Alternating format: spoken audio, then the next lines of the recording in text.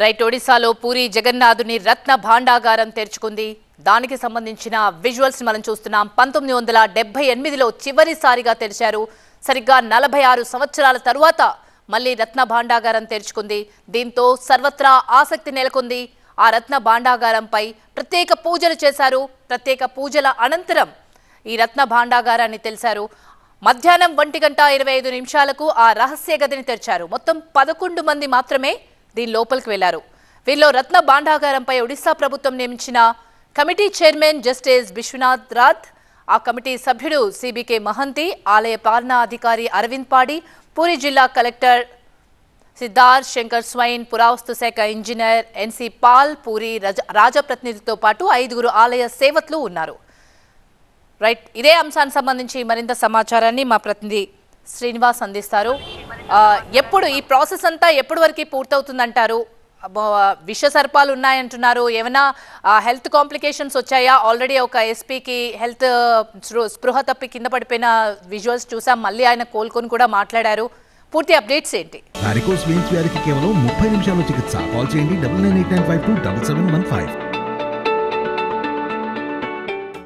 Yes, మొత్తం 1:25 నిమిషాలకి కరెక్ట్గా ఓపెన్ చేసేందుకు ప్రయత్నించారు. అయితే మొదట రెండవ ద్వారానికి సంబంధించి తాళం ఓపెన్ అవ్వడానికి కాస్త మరాయించినప్పటికీ తర్వాత అది కూడా ఓపెన్ అయ్యింది. అయితే దానికి సంబంధించి లోపలికి ప్రవేశించారు. అంతా కూడా ఒక చీకటిగా అలుముకున్నటువంటి పరిస్థితి. ఎందుకంటే అక్కడ ఒక చిన్న దీపం కానీ ఒక లైటింగ్ కానీ ఎటువంటి విద్యుత్ కాంతులు కానీ లేనటువంటి పరిస్థితి. ఈ నేపథ్యంలో అంతటా కూడా ఒక చీకటి అలుముకున్నటువంటి పరిస్థితి అయితే గది వ్యాప్తంగా కూడా ఉంది. ఈ నేపథ్యంలోనే ముందుగానే దానికి ప్రిపేర్ అయ్యి అక్కడ ప్రత్యేకించి ఈ బ్యాటరీ లైట్స్ అనేటువంటివి పట్టుకెళ్ళి వెళ్ళటం జరిగింది.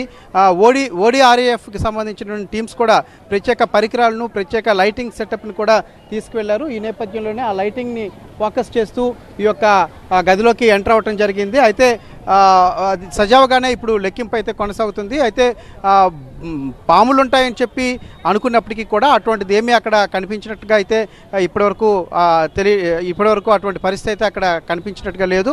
ఎందుకంటే స్నేక్ క్యాచర్స్ని కూడా బయటే పెట్టారు. ప్రవేశ ద్వారం దగ్గరే వాళ్ళందరినీ కూడా రిజర్వ్లో పెట్టినటువంటి పరిస్థితి. ఒకవేళ ఏమైనా లోపల పరిస్థితిని బట్టి వాళ్ళని లోపలికి ఎంటర్ చేసేందుకు వాళ్ళని తీసుకురావడం జరిగింది. వాళ్ళందరూ కూడా ప్రవేశ ద్వారం దగ్గరనే వాళ్ళని కూడా పెట్టడం జరిగింది. ప్రస్తుతం అయితే లెక్కింపు కొనసాగుతోంది. దీనికి సంబంధించి వాటిని అంటే ఇప్పటికి పాడైపోయి ఉంటాయి కాబట్టి పెట్టెలు, లోపల కర్ర పెట్టెలు, వాటి స్థానంలో కొత్తవి కూడా తీసుకురావడం జరిగింది. మొత్తం 6 పెట్టెలను తీసుకొచ్చారు. 6 పెట్టెల్లో వాటిని తిరిగి కౌంట్ చేసి వాటిని నింపేందుకు వాటిని అరేంజ్ చేశారు. అయితే కొద్దిసేపటి క్రిందటే ఒరిస్సా న్యాయశాఖ మంత్రి పృథ్వీరాజ్ కూడా ఇక్కడ ఆలయానికి చేరుకున్నారు ఫ్యామిలీతో. ఆయన కూడా భాండాగారం లోపలికి వెళ్ళి ఆయన కూడా దగ్గరుండి ఆ యొక్క లెక్కింపుకు సంబంధించి ఆయన కూడా పరిశీలిస్తున్నటువంటి పరిస్థితి. మరోవైపు ర్యాపిడ్ యాక్షన్ ఫోర్స్ని కూడా భారీగా అంటే లోకల్ పోలీస్తో పాటు ర్యాపిడ్ యాక్షన్ ఫోర్స్ని కూడా భారీగా రంగంలోకి దించారు. వాళ్ళు కూడా అక్కడ ఆలయం పరిసరాల్లో భారీగా మోహరించినటువంటి పరిస్థితి కూడా ఉంది.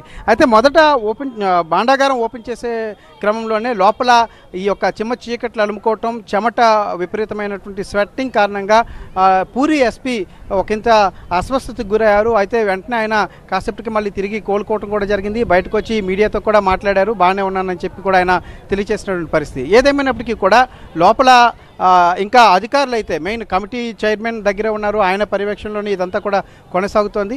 వాళ్ళ బయటకు వచ్చి మాట్లాడితేనే కానీ ఇంకా పూర్తి సమాచారం అయితే ఇంకా తెలియాల్సి ఉంది.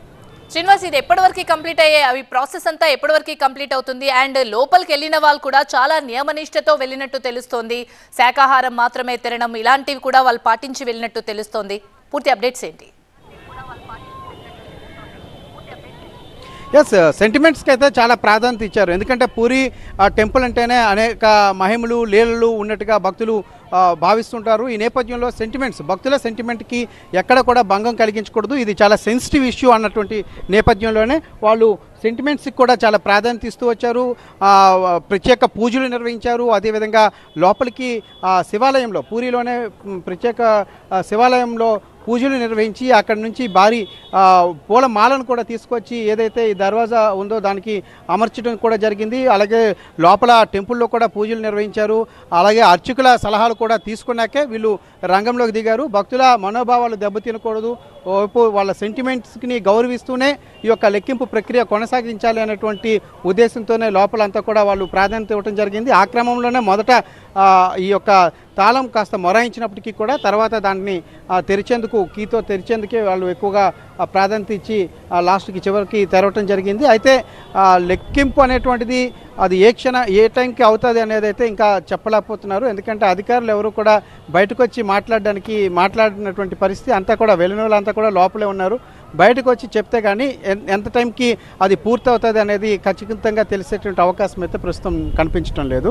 అయితే సమయం పట్టేట్టుగానే కనిపిస్తుంది. ఎందుకంటే రూమ్లో మొత్తంగా చీకటిగా ఉన్నటువంటి పరిస్థితి అంత సౌకర్యవంతంగా అయితే లేదు లెక్కింపుకి కూడాను. ఈ నేపథ్యంలోనే చాలా జాగ్రత్తగా పాడుబడినటువంటి అంటే 46 సంవత్సరాల తర్వాత తెరుస్తున్నటువంటి గది కావడంతో చీకటితో పాటు లోపల పరిస్థితి కూడా కొంచెం డిఫరెంట్గా ఉంటుంది. ఈ నేపథ్యంలోనే కాస్త లెక్కింపు ఆలస్యమయ్యేటువంటి అవకాశాలు అయితే కనిపిస్తున్నాయి.